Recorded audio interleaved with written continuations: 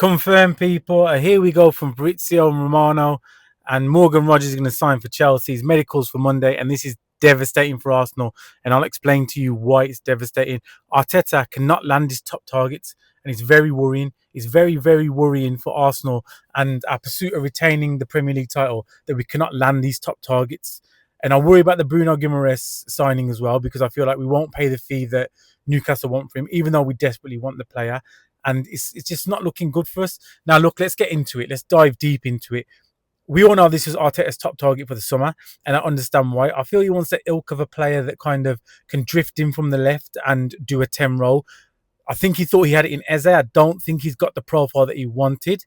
And I think he saw Morgan Rogers as a perfect fit. Now, we haven't landed him. He's gone to Chelsea. I believe it's because we didn't want to pay the fee. And this is the issue. We might not think that he's worth 117 million, but that is the market, and that's where it is. The house that you want might not be worth the money that you have to pay for it, but if you really want it, you push the boat out. And I feel like this was Arteta's top target, and we haven't landed him. And now, where does it leave us? Where does it leave us with not only in terms of our left wing targets, but where does it leave us in terms of any targets, in terms of Bruno Guimaraes, in terms of Konsa, in terms of backup and squad players? We got Zolis over the line. He's supposed to be a squad player. I feel like he may be our starting left winger come next season. And this is very worrying for what we want to go and pursue and what we want to go and do. You know what I mean? We were told the deal was done.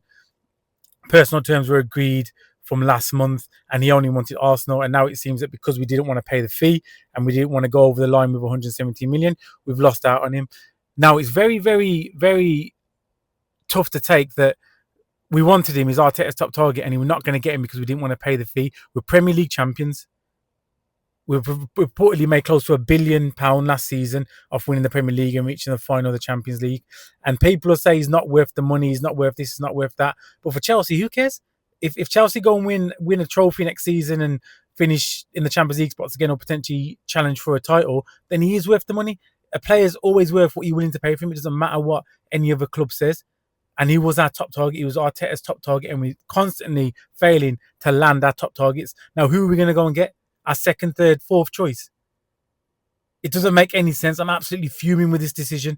Arsenal need to start moving properly. We need to go and get that Bruno Guimaraes deal over the line, and we need to start landing some top targets. At the minute, we're going to fall behind. We're going to fall behind. It's going to be another 22 years before we win a title again, and we'll never get that Champions League over the line. We have to go and land top targets. We're not moving like Premier League champions. We're moving like we're trying to compete for top four. This is devastating, and unless Arsenal pull an absolute worldie out of the bag, I'm talking Kvaratskhelia or Vinny Jr. levels, then this is going to haunt us. We should have got him. We should have got over the line. Devastated.